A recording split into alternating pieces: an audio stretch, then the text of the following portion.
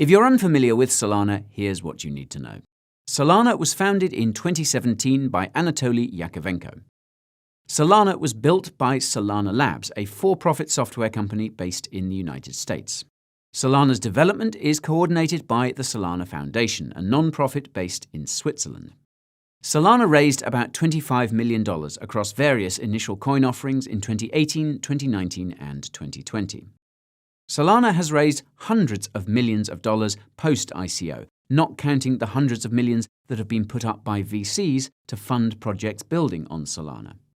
Solana's mainnet went live in 2020, but it's still technically in beta, and its blockchain has gone down twice since it launched. More on that later. Solana is known for being the fastest cryptocurrency on the market. It can process between 45 and 65,000 transactions per second. This is about as fast as Visa's payment network. Solana's impressive TPS is made possible by its novel proof-of-stake consensus mechanism, which timestamps transactions using a technology called proof of history. To further optimize efficiency, Solana's blockchain is broken down into clusters of up to 150 validator nodes which process transactions. Solana currently has over 1,250 validator nodes, and though the hardware requirements to become a validator are quite high, there is no minimum stake. Delegation is also possible, and there's no minimum stake for delegation either. Staking rewards are currently around 7% for both validators and delegators, with a 5-day unlock period. Solana slashes a portion of the stake of any misbehaving validators and will eventually introduce a 100% slashing penalty. Now, Sol is the native coin of the Solana blockchain, and it's used for staking and to pay for transaction fees, which cost a fraction of a cent. Solana's high speed, combined with its low fees, has attracted dozens of decentralized applications, which currently hold over $15 billion in total value locked, according to DeFi Llama. Solana has also attracted the attention of the FTX exchange, which is building its DeFi suite, dubbed Project Serum, on Solana. Solana has since become the de facto blockchain of the FTX exchange, and it's also the official chain for the USDC stablecoin. If you're interested in finding promising new projects on Solana, you can check out my Solana tutorial using the link in the top right. Now, although I've made many videos related to Solana over the last few months, it's been more than half a year since my last Solana update, and it's safe to say that a lot has happened since then. In early June, the Solverse Solana Accelerator onboarded over 20 high-profile people from over a dozen companies to be mentors for up-and-coming Solana projects. That same day, the Solana Foundation announced a $20 million Solana Eco Fund geared towards South Korean crypto projects building on Solana. 1 week later, Solana raised a staggering $314 million in a funding round led by famous crypto VC Andreessen Horowitz. In mid-June, crypto wrapping protocol Ren completed its Solana integration, making it possible to transfer more than half a dozen cryptocurrencies, including Bitcoin, Dogecoin, and Terra, to Solana in a trustless manner. At the end of June, Swiss fintech company Digital Assets AG announced the issuance of 55 tokenized stocks on Solana, including Alphabet, Netflix, PayPal, and Tesla, which can be traded on FTX in select jurisdictions. In mid-July, Solana's Phantom Wallet browser extension raised $9 million in a funding round led by none other than Andreessen Horowitz.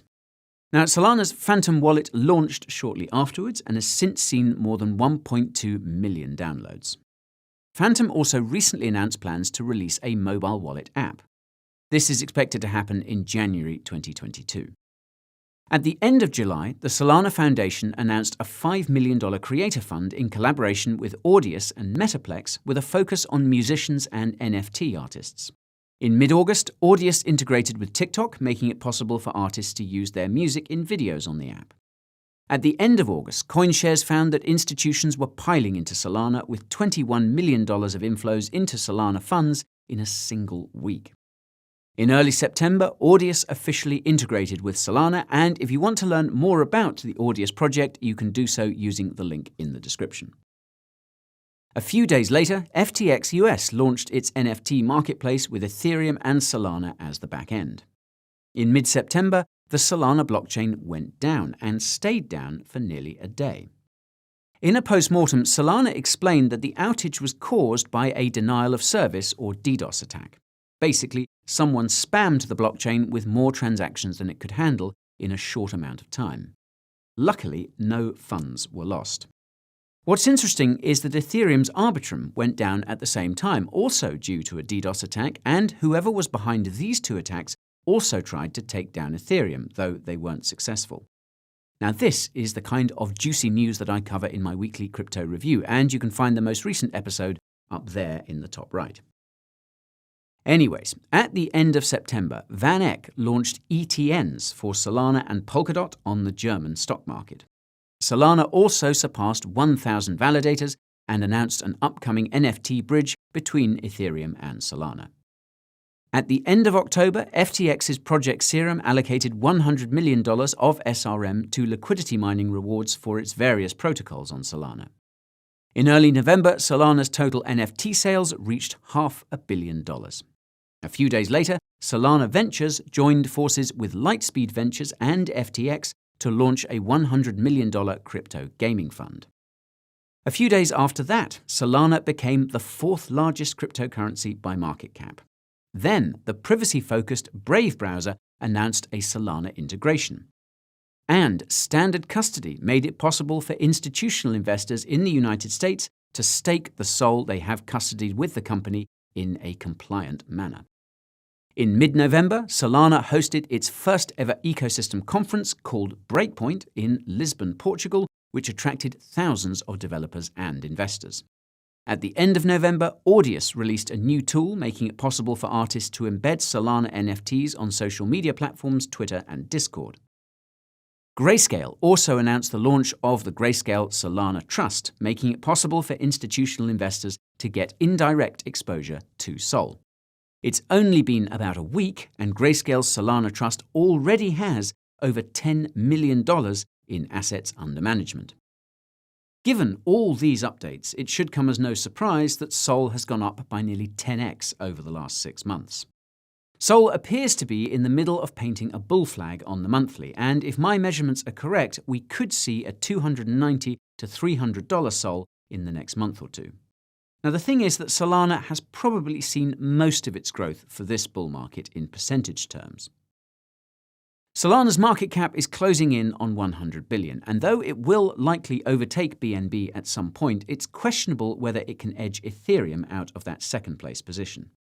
As I mentioned in the introduction, however, it's quite possible that we will see ETH follow the same trajectory of BTC in 2017, and SOL follow the trajectory of ETH in 2017. In addition to all the retail adoption and institutional attention Solana has seen, it offers one thing that investors across the board are begging for, and that is yield. As I mentioned in my video about Fidelity's crypto report, big investors want assets that generate yield, and this is a big part of why they prefer stocks and bonds to gold and Bitcoin. It also seems to be why institutions are obsessed with Ethereum. It essentially offers them a safe way to earn around 5% per year on an asset which is appreciating over time due to adoption. Now, as I mentioned earlier, Solana offers a 7% annual return on staking rewards, and though it's much less secure than Ethereum, the underlying asset has more upside potential, which probably makes the added risk worth it in the eyes of some institutional investors.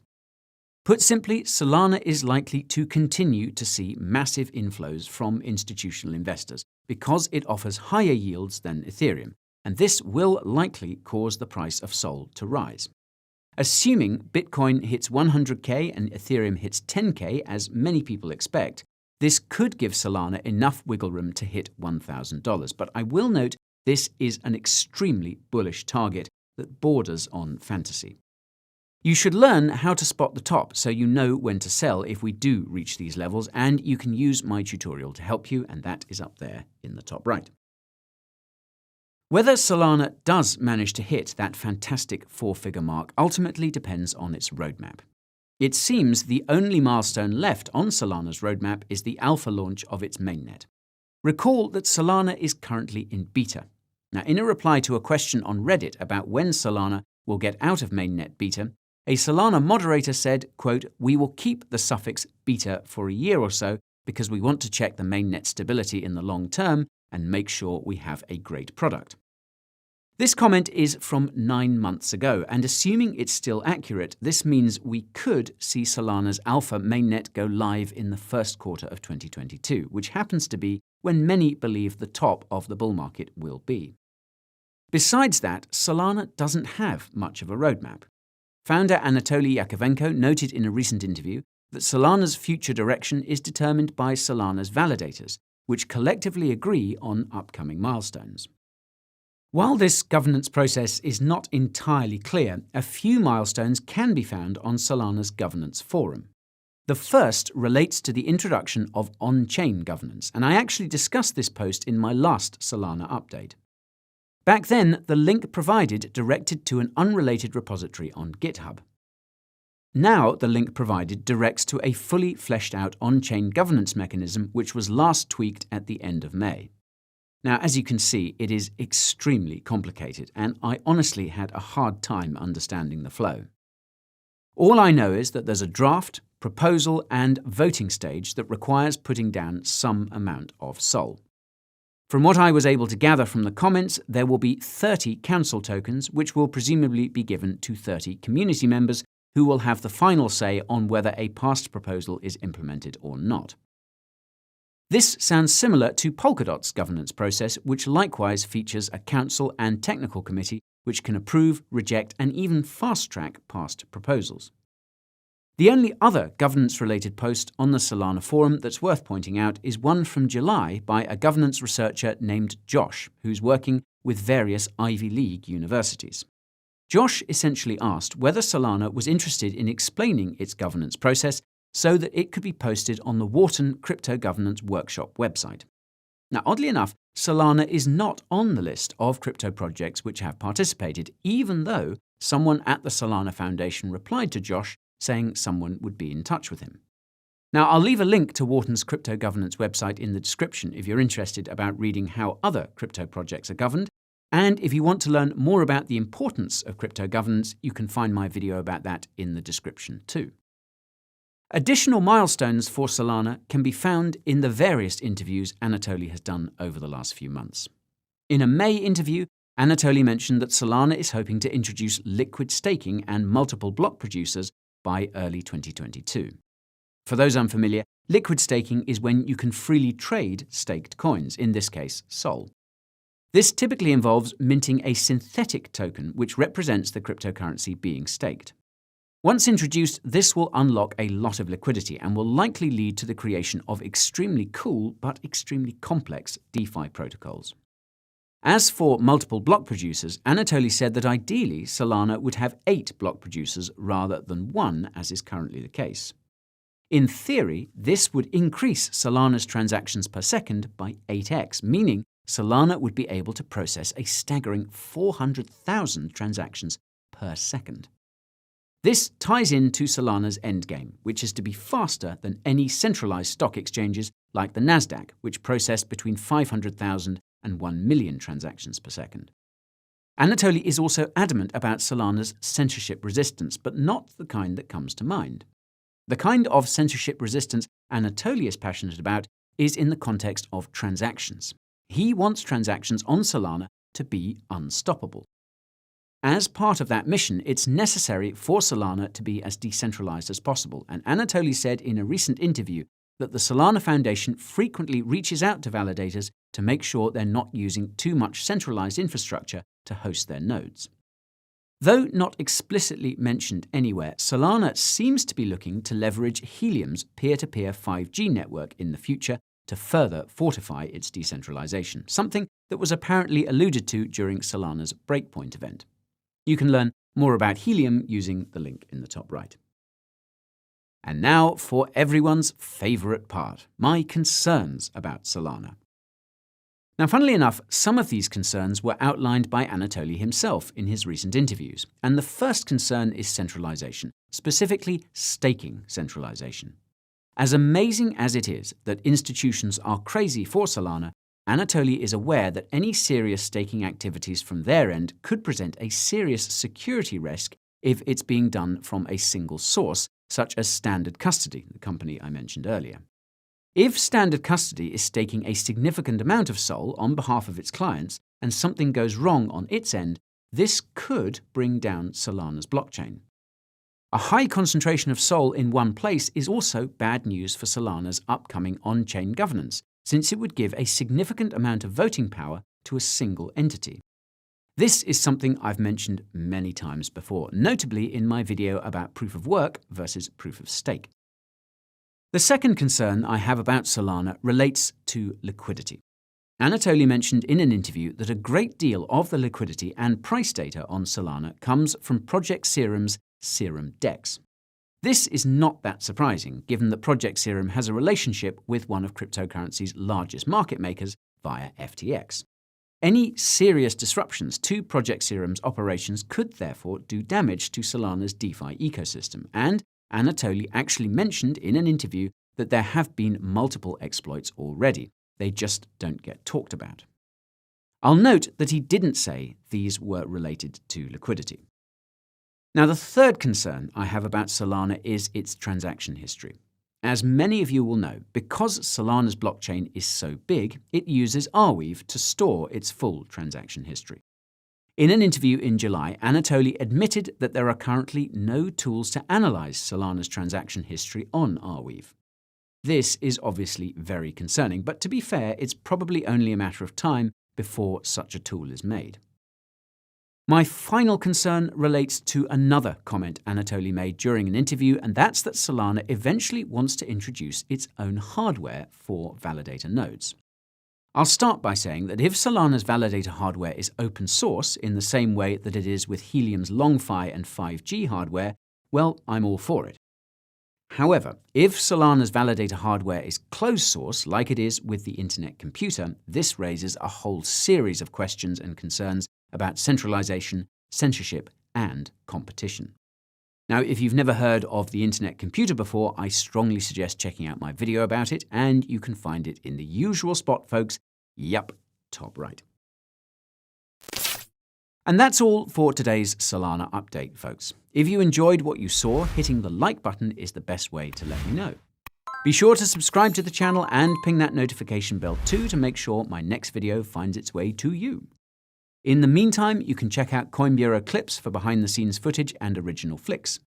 You can follow me on Twitter, TikTok, and Instagram for memes, and more memes. You can also join my free Telegram channel for the daily crypto updates you need. If you don't have the time to deal with all this stuff, you can subscribe to my weekly newsletter to stay up to speed. I also reveal my personal crypto portfolio and explain why I change it from week to week. My Coin Bureau merch store is where you need to go if you want to stay on fleek. It's got sweaters, hoodies, tees, and other stylish crypto apparel that you seek. If you're shopping for Christmas, it's better to buy sooner rather than later because supply chains are looking like the portfolio of a leveraged trader. Now you can find all the links to my socials, Telegram, newsletter, merch store, and more using the links down below. Thank you so much for watching. Know that I appreciate every single one of you. I've got to go because I've got things to do, but I will, of course, see you all soon. Ciao for now.